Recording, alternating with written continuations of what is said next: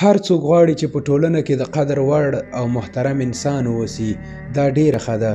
که ته هم غواړې چې په ټولنه کې د قدر وړ او محترم انسان واوسې، نو له 3 کارونو ډډه وکړه.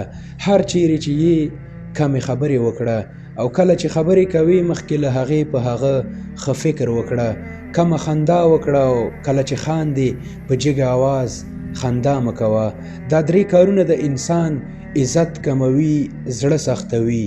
یو ځل پیغمبر صلی الله علیه وسلم وفرمایل هر سهار چې کله انسان له خوبه راویښیږي، نو د هغه د بدن ټولې حصې د هغه د ژبې نه پناه غواړي. وایي موږ ستا په رحم او کرم باندې یو، که چیرې ته ښه الفاظ استعمال کړل، ښې خبرې دې وکړې، د الله تعالی ذکر دې وکړ، نو موږ به هم په امان کې پاتې شو. او که ته بې ځای خبرې وکړې، نو موږ ته به هم ستونزه جوړه کړي.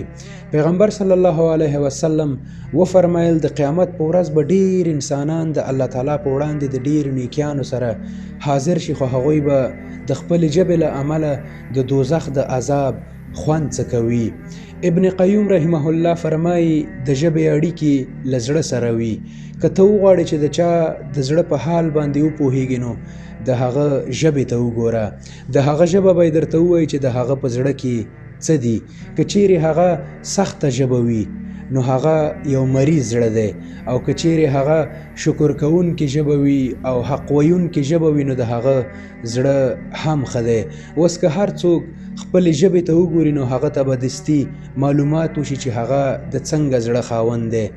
ګوره په ژوند کې که چاته ګټه نشي رسوای، نو هغه ته تاوان هم مه رسوه.